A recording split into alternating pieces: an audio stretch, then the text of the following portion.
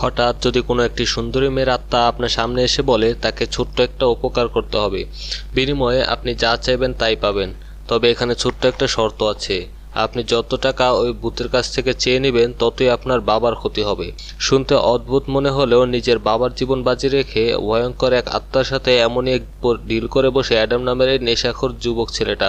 জুয়া খেলা আর নেশা করা ছাড়া অ্যাডামের জীবনে তেমন কিছুই নেই। তো প্রতিদিনের মতো আজকেও অ্যাডাম এসেছে মোরগ লড়াই জুয়া খেলার জন্য, কিন্তু সে যে মোরগের ওপর বাজি ধরে ওই মোরগটাই হেরে যায়। এখন যেহেতু সে হেরে গেছে তাই বাজির সম্পূর্ণ টাকা তাকে এখন পরিশোধ করতে হবে, কিন্তু বেচারা অ্যাডামের পকেটে একটা পয়সাও নেই। এদিকে অ্যাডাম টাকা দিতে পারবে না বুঝতে পেরে ওই জুয়ারের মালিক অ্যালেক্স অ্যাডামকে মারতে আসে, আর কোনো মতে নিজের যান বাঁচিয়ে অ্যাডামকে সেখান থেকে দৌড়ে পালাতে শুরু হয়। তো অ্যালেক্সের হাত থেকে পালাতে পালাতে হঠাৎ করে সে একটা পুরাতন কবরস্থানে চলে আসে, আর হঠাৎই সে পা পিছলে একটা ভাঙা কবরের মধ্যে পড়ে যায়। এখন যেহেতু বৃষ্টি পড়ছিল তাই কবরের মধ্যেও অনেক পানি জমে গিয়েছিল, আর এই কারণে অ্যাডাম ওই পানির নিচে ডুব দিয়ে কোনো মতে এবারের মতো অ্যালেক্সের হাত থেকে বেঁচে যায়। কিন্তু কবর থেকে বের হয়ে হঠাৎ সে তার সামনে অদ্ভুত একটি মেয়েকে দেখতে পায়। অ্যাডাম ভাবে হয়তো এটা তার কোনো মনের ভুল হবে, তাই মেয়েটাকে ইগনোর করে সে ওই দিনের মতো বাসায় চলে আসে। কিন্তু বাসায় আসা মাত্রই হঠাৎই অ্যালেক্স তাকে খুঁজতে খুঁজতে বাসার সামনে পর্যন্ত চলে আসে, আর বাইরে দাঁড়িয়ে নানান হুমকি দুমকি দিতে শুরু করে। ঠিক তখনই অ্যালেক্সের বাবা ডেভিড বাইরে বের হয়ে আসে, আর ছেলের হয়ে নিজেই সবার কাছে ক্ষমা চাইতে থাকে। কিন্তু এতে অ্যালেক্স শান্ত হয় না, আর সেখানে আশেপাশে সবার সাথে ঝামেলা করতে শুরু করে। আর এক পর্যায়ে বাবার অপমান সইতে না পেরে অ্যাডাম বাইরে বেরিয়ে আসে আর বলে, আমাকে 1 সপ্তাহ সময় দাও, আমি তোমার 1 লাখ টাকা দিয়ে দিব। তো অ্যাডামকে 1 সপ্তাহ সময় দিয়ে অ্যালেক্স সেখান থেকে চলে যায়। আর ছেলের এমন বাজে অবস্থা দেখে ওই দিন রাতে ডেভিড তাকে অনেক বকা দেয়, আর বলে, আজ তোর মা বেঁচে থাকলে হয়তো এমন দিন দেখতে হতো না। যাই হোক, রাতে ফ্রেশ হওয়ার সময় অ্যাডাম কোনো মেয়ের গলার আওয়াজ শুনতে পায়, কেউ যেন তাকে বলছে আমাকে সাহায্য করো। তাই একটু এদিক ওদিক খুঁজতেই কবরস্থানে দেখা সেই মেয়েটি হঠাৎই তার সামনে চলে আসে। ভেতরে ভেতরে অনেক ভয় পেলেও সে ভাবে হয়তো এটা তার হ্যালুসিনেশন হবে, তাই সে নিজেকে সাহস দিয়ে আবার সামনে তাকালে দেখে সেই মেয়েটা এখনও দাঁড়িয়ে আছে। অ্যাডাম বুঝে যায় আজ বিকেলে কবরের মধ্যে ঢোকার কারণে এই মেয়েটার আত্মা তার সাথে চলে এসেছে। বেচারা অ্যাডাম ওই আত্মার কাছ থেকে বাঁচার জন্য এখানে সেখানে দৌড়াতে শুরু করে, কিন্তু কিছুতেই আত্মা তার পিছু ছাড়ছে না। আর আত্মার সাথে তাকে বলছে আমাকে সাহায্য করো, আমি আমার মেয়েকে খুঁজে পেতে চাই। কিন্তু অ্যাডাম আসলে এতটাই ভয় পেয়েছিল যে সে ওইখানেই বেহুশ হয়ে যায়। আর পরদিন সকালে ভাবে হয়তো গতকাল রাতে সে কোনো বাজে স্বপ্ন দেখেছে, তাই সে প্রতিদিনের মতোই কাজে নেমে পড়ে। মূলত অ্যাডাম আর তার বাবা দুজনে মিলে মারা যাওয়া লোকদের জন্য কবর খোঁড়ার কাজ করে, আর এটাই হলো তাদের বাপ বেটার দুজনের বিজনেস। তো নতুন একটা কবর খুঁড়তে যাওয়ার সময় হঠাৎই রাস্তায় অ্যাডাম আবারও সেই মেয়েটাকে দাঁড়িয়ে থাকতে দেখে, আর ভয় পেয়ে সেখানে একটা পুলিশের বাইকের সাথে অ্যাক্সিডেন্ট করে বসে। তবে কোনো মতে তার কাছে ক্ষমা চেয়ে অ্যাডাম তার বাবাকে মরা বাড়িতে ডেকে রেখে নিজেই চলে যায় কবর খোঁড়ার জন্য। কিন্তু সেখানে হঠাৎ তার সামনে ওই মেয়েটা চলে আসে, আর এবার সে অ্যাডামের সাথে কথা বলতে শুরু করে। সে বলে, তুমি যদি আমার মেয়েকে খুঁজতে হেল্প করো তাহলে আমি তোমাকে অনেক টাকা দিব। আসলে আমি তোমাকে সরাসরি টাকা দিতে পারবো না ঠিকই, কিন্তু তুমি কোনো লটারি কিনলে আমি সেটা জিতিয়ে দিতে পারবো। তো টাকার কথা শুনে অ্যাডাম চোখ দুটো যেন ছানা পড়া হয়ে যায়, আর ভূতের ভয় ভুলে গিয়ে বলে ওঠে, তুমি যা বলবে আমি তাই করব, বলো আমাকে কি করতে হবে। তখন আত্মাটা বলে, এর জন্য একটা শর্ত আছে, তুমি প্রতিদিন আমার কাছ থেকে 1 লাখ টাকা চেয়ে নিতে পারবে, তবে এই টাকার বদলে তোমার খুব কাছের কাউকে কষ্ট পেতে হবে। তবে তুমি যদি একদিনে 5,000 টাকা চাও তাহলে তোমার কাছের কাউকে ওই 5,000 টাকার পরিমাণের কষ্ট দেওয়া হবে। আর যদি 1 লাখ টাকা চেয়ে ফেলো তাহলে ওই 1 লাখ টাকার সম পরিমাণের কষ্ট তাকে পেতে হবে। তবে তোমার ডেইলি লিমিট 1 লাখ টাকা। যদি একদিনে তুমি 1 লাখ টাকার বেশি চেয়ে ফেলো তাহলে তোমার খুব কাছের কেউ মারা যেতে পারে। সে বুঝে যায় তার খুব কাছের বলতে একমাত্র তার বাবাই আছে, কিন্তু তবুও লোভে পড়ে সে আত্মাটার প্রস্তাবে রাজি হয়ে যায়, আর বলে, আমার খুব কাছের মানুষ কেমন কষ্ট পাবে আমি সেটা দেখতে চাই। তাই অ্যাডাম ছোট্ট একটা গেম খেলে, সেখানে সে ওই আত্মার মাধ্যমে 10,000 টাকা জিতে যায়। আর এরপরে সে বাবার কাছে গিয়ে দেখে একটা ছোট্ট বাচ্চা খেলতে গিয়ে তার বাবাকে আঘাত করে, কিন্তু এতে তার বাবার খুব বেশি একটা কিছু হয় না। এটা দেখে অ্যাডাম অনেক খুশি হয়ে যায়, কারণ 10,000 টাকার বিনিময়ে মাত্র এতটুকু আঘাত, আর এতে তার বাবার তেমন কিছুই হবে না। তো পরদিন সে আত্মাটাকে নিয়ে আবার চলে যায় সেই জুয়ার আসরে, আর আত্মাটা খুব সহজেই এবার অ্যাডামকে ওই দিন জুয়ায় জিতিয়ে দেয়। কিন্তু ছেলে জুয়া খেলছে এই খবর শুনে ডেভিড সেখানে চলে আসে, আর হঠাৎই দুই পক্ষের মারামারির মধ্যে পড়ে অ্যাডামের বাবা অজ্ঞান হয়ে যায়। অ্যাডাম বুঝতে পারে সে জুয়াতে জিতে গিয়েছে, এই কারণে তার বাবার এমন অসুস্থ হতে হয়েছে। তো বাসায় এসে অ্যাডাম কোনো রকমে বাবার সেবা করে তাকে সুস্থ করে তোলে, আর সোজা গিয়ে ওই আত্মাটিকে বলে, বেশ অনেক হয়েছে, আমি এই চুক্তিটা শেষ করতে চাই, আমি এইভাবে আমার বাবাকে কষ্ট পেতে দেখতে পারবো না। কিন্তু আত্মাটা এবার তাকে ভয় দেখিয়ে বলে, যতদিন তুমি আমার কাজ না করে দেবে ততদিন এই চুক্তি শেষ হবে না। আমার মেয়েকে খুঁজে দাও, এরপরে তুমি মুক্তি পাবে। তো অন্য কোনো রাস্তা না দেখে সে এবার জিজ্ঞাসা করে, আচ্ছা বলো তোমার নাম কি, কিভাবে খুঁজবো আমি তোমার মেয়েকে? এবার আত্মাটা বলে, আমার নাম জেনি, আমি আজ থেকে প্রায় 25 বছর আগে আমার বাচ্চা মেয়েকে জন্ম দিতে গিয়ে মারা গিয়েছিলাম। জন্ম নেওয়ার পর আমি আমার বাচ্চার চেহারাও দেখতে পাইনি। মিস টিনা নামে আমার এক আন্টির হাতে আমার বাচ্চাকে রেখে আমি মারা গিয়েছিলাম। তাই আমরা যদি মিস টিনাকে খুঁজে বের করতে পারি তাহলে হয়তো আমি আমার হারিয়ে যাওয়া মেয়ের সন্ধান পাবো। এটা শুনে অ্যাডাম জেনিকে নিয়ে মিস টিনাকে খোঁজার উদ্দেশ্যে বেরিয়ে পড়ে।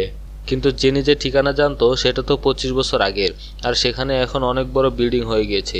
তবুও সে ওইখানকার সিকিউরিটি গার্ডের সাথে কথা বলে জানতে পারে আজ থেকে 25 বছর আগে এখানে যারা থাকতো তারা সবাই অ্যাডাম যে গ্রামে থাকে সেখানে চলে গিয়েছে।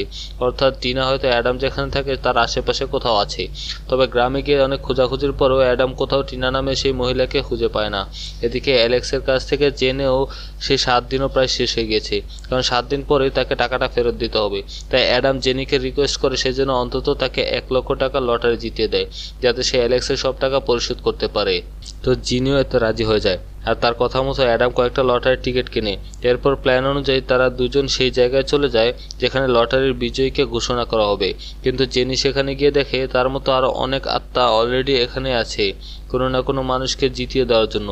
তাই ওই সব আত্মাদের সাথে মারামারি করে সে কোনো মতে ওই দিন লটারিতে 1 লাখ টাকা জিতে নেয়। টাকা পেয়ে অনেক খুশি হলেও অ্যাডামের একটু ভয় লাগতে থাকে, কারণ না জানি ওইদিকে তার বাবার কী অবস্থা হয়েছে। তো টাকা নিয়ে বাসায় এসে সে দেখে তার বাবার রক্তাক্ত অবস্থায় বাসায় ফিরে এসেছে। সে ছোটোখাটো একটা অ্যাক্সিডেন্ট করেছে, তবে তার গুরুতর তেমন কোনো সমস্যা হয়নি।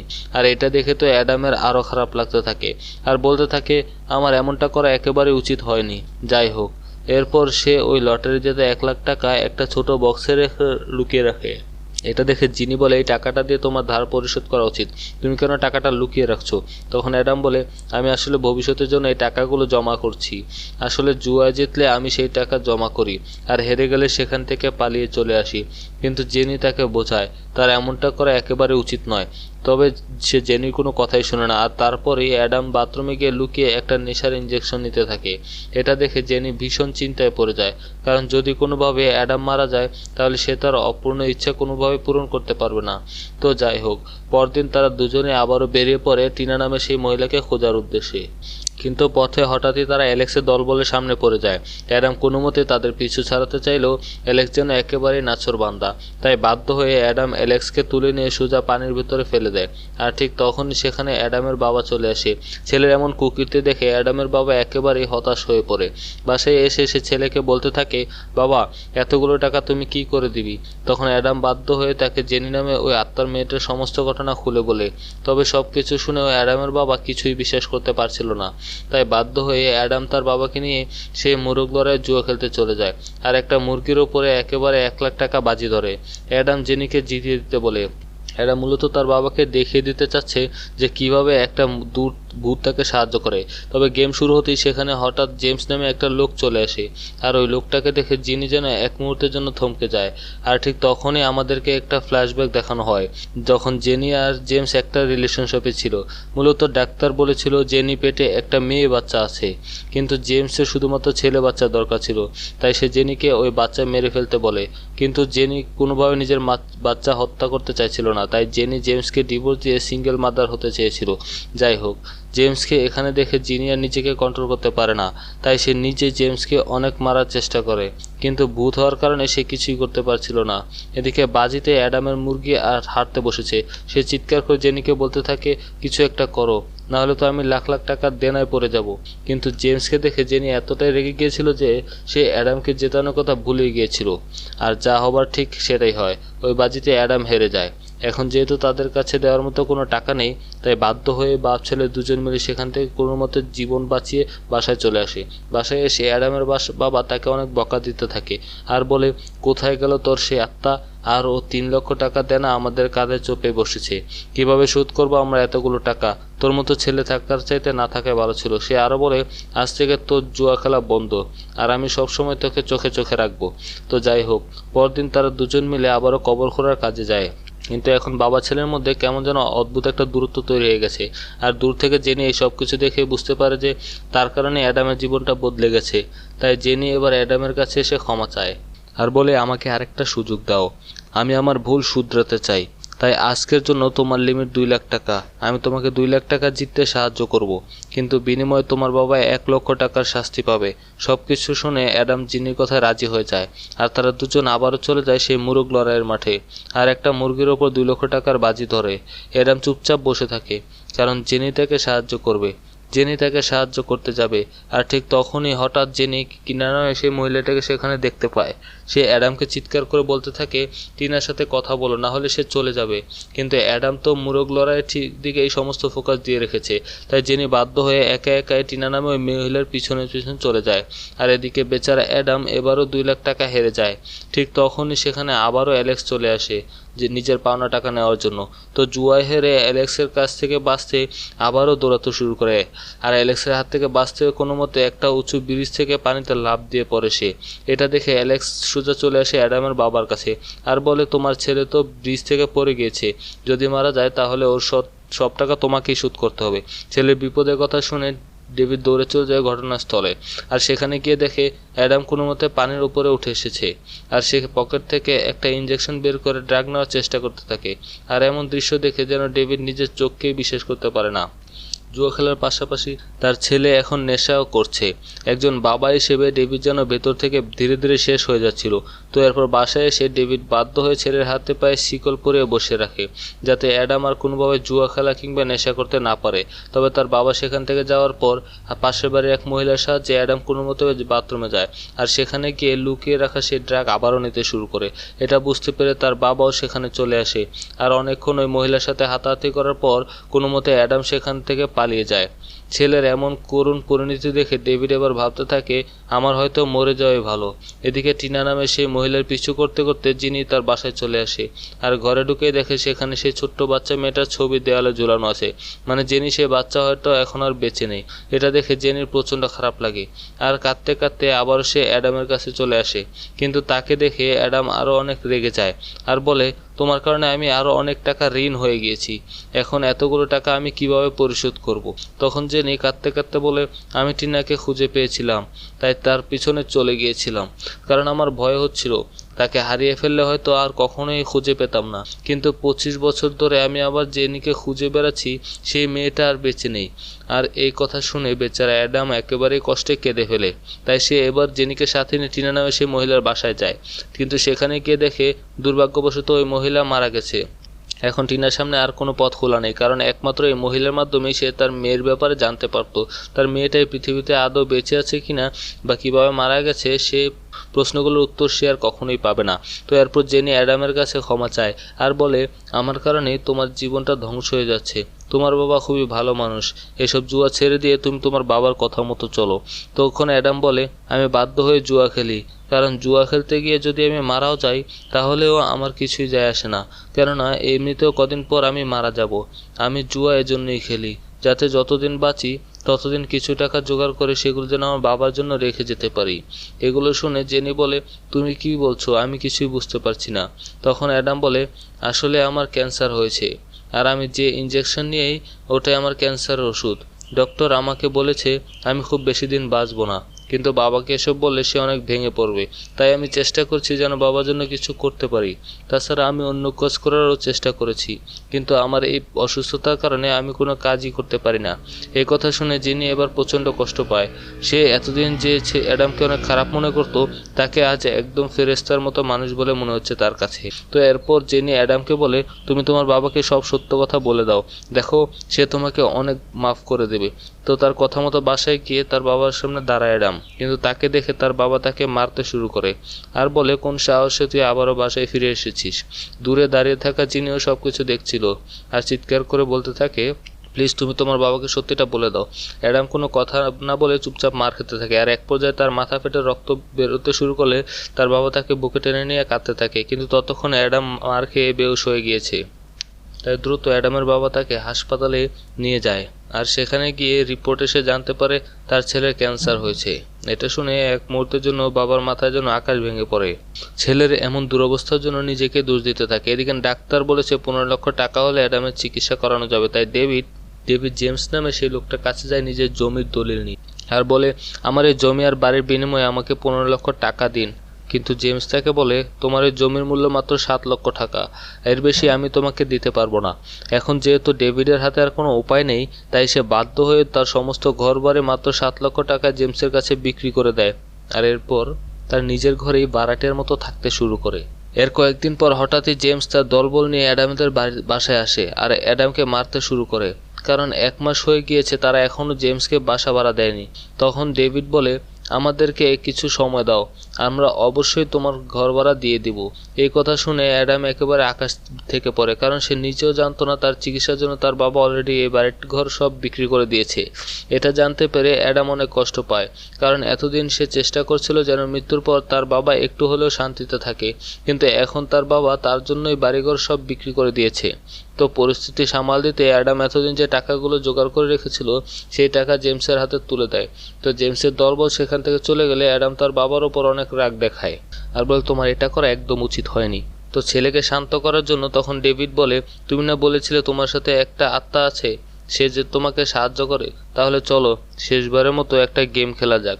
হতে পারে ওই আত্মাটা 15 লক্ষ টাকা জিতিয়ে দিয়ে আমাদেরকে আবারও এই ঘরটা ফেরত পেতে সাহায্য করবে। কিন্তু অ্যাডাম জানে একদিনে 15 লক্ষ টাকা চাওয়া মানে নিশ্চিত তার বাবা মারা যাবে, কিন্তু তবুও অ্যাডাম শেষবারের মতো আরেকবার জুয়া খেলার জন্য রেডি হয়ে যায় আর বাবা ছেলে দুজন মিলে আবার সেই মোরগ লড়াইয়ের মাঠে চলে আসে। এবার জেনি পুরোপুরি রেডি ছিল অ্যাডামকে জিতিয়ে দেওয়ার জন্য আর প্ল্যান অনুযায়ী অ্যাডাম সেখানে গিয়ে একটা মোরগের ওপরে 15 লক্ষ টাকা বাজি ধরে ফেলে। অ্যাডাম জানতো যে তার বাবার ওপরে নিশ্চয়ই কোনো বড় বিপদ আসবে, তাই সে সবসময় তার বাবার কাছে কাছে থাকার চেষ্টা করতে থাকে। কিন্তু লড়াই শুরু হতেই জেনি সর্বোচ্চ চেষ্টা করে অ্যাডামকে জিতিয়ে দেওয়ার জন্য, আর এদিকে অ্যাডাম চারিদিকে দৃষ্টি রাখার চেষ্টা করছে, কারণ সে জানে যে কোনো মুহূর্তেই তার বাবার দিকে বিপদ চলে আসবে। তখনই হঠাৎ সেখানে জোরে বাতাস বইতে শুরু করে। অ্যাডাম বুঝতে পারে কোনো 15 লক্ষ টাকার মূল্য দেওয়ার সময় চলে এসেছে। তো যখনই জেনি অ্যাডামকে জিতিয়ে দেয়, ঠিক তখনই উপরে চালের একটা টিন এসে অ্যাডামের বাবার গায়ে পড়তে থাকে, কিন্তু সময় মতো অ্যাডাম এগিয়ে গিয়ে তাকে বাঁচিয়ে নেয়। কিন্তু তখনই তাদের দিকে আরও একটা বিপদ ধেয়ে আসে। জিতে যাওয়া মুরগিটার পা থেকে ব্লেড খুলে সেটা অ্যাডামের বাবার দিকে ছুটে আসে আর ঠিক তখনই আবারও অ্যাডাম সামনে এসে তার বাবাকে বাঁচিয়ে নেয়, কিন্তু ওই ব্লেডটা সরাসরি তার গলার মধ্যে ঢুকে যায়। অবশেষে অ্যাডামের বাজি জিতে যায়, কিন্তু যেখানে তার বাবার মারা যাওয়ার কথা ছিল সেখানে সে তার বাবাকে বাঁচানোর জন্য নিজের জীবনটাই দিয়ে দিচ্ছে। আসলে অ্যাডামের প্ল্যান ছিল এটাই, সে নিজে ঢাল হয়ে দাঁড়িয়ে তার বাবার জীবন বাঁচাবে, আর সে ঠিক সেটাই করে দেখেছে। অ্যাডামের বাবা তাকে কাঁধে তুলে নিয়ে দ্রুত হাসপাতালে যেতে থাকে, কিন্তু তাতে কোনো লাভ হয় না। আস্তে আস্তে অ্যাডাম মৃত্যুর কোলে ঢলে পড়তে থাকে। বেচারা জেনিও দূর থেকে দাঁড়িয়ে সবকিছুই দেখতে থাকে। আর ঠিক তখনই হঠাৎ জেনি এবার প্রথমবারের মতো অ্যাডামের বাবাকে দেখা দেয়। তো জেনিকে দেখতে পেয়ে ডেভিড বলে, তুমি এখানে কেন এসেছো? তোমার নিজের ছেলের মৃত্যু দেখার জন্য? হ্যাঁ, ঠিকই শুনেছ, এটা আমার নয়, বরং তোমার নিজের ছেলে। কারণ যখন তোমার ছেলে জন্ম হয়েছিল ঠিক সেই সময় আমিও হাসপাতালে ছিলাম। তুমি মারা যাওয়ার পর টিনা নামে ওই মহিলাটা অনেক চিন্তায় পড়ে গিয়েছিল, কারণ সে একা একা কিভাবে এতটুকু বাচ্চা মানুষ করবে। আর ঠিক তখনই আমি তোমার বাচ্চাটাকে অ্যাডপ্ট করে নিয়েছিলাম, কারণ আমার কোনো বাচ্চা কাচ্চা ছিল না। তাছাড়া তোমার রিপোর্টে লেখা ছিল তোমার মেয়ে হবে, কিন্তু আসলে ওই দিন তোমার ছেলে হয়েছে, আর তোমার সেই ছেলেই আজ তোমার সামনে মৃত্যুর শেষ প্রহর গুনছে। এত বছর ধরে তুমি তোমার যে সন্তানকে খুঁজছো এটাই সেই সন্তান। এটা শুনে জেনি নিজেকে আর আটকাতে পারে না। সে ভাবতে থাকে, আমি কেমন মা যে নিজের সন্তানকে চিনতে পারলাম না। সবকিছু শুনে অ্যাডাম অনেক খুশি হয়ে যায়। নিজের মাকে দেখতে দেখতে অ্যাডাম সেখানেই মারা যায়। এরপর বেশ কয়েকটা দিন পার হয়ে যায়। ডেভিড একদিন হঠাৎ ঘরে একটা বক্স খুঁজে পায়, যেখানে তার ছেলে অ্যাডাম তার জন্য একটি গিফট রেখে গেছে।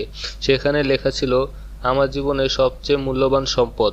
আর তখন ডেভিড তার ভেতরে একটা আয়না খুঁজে পায়, যেটার মধ্যে সে নিজের চেহারাই দেখতে পায়। অর্থাৎ ডেভিড নিজেই অ্যাডামের জীবনের সবচেয়ে মূল্যবান সম্পদ। নিজের অপদার্থ ছেলেটা তাকে কতটা ভালোবাসে, এটা ভাবতেই ডেভিডের চোখে পানি চলে আসে। আর এমনই একটা স্যাড মোমেন্টের মধ্যে দিয়ে আমাদের আজকের গল্পটা এখানেই শেষ হয়ে যায়।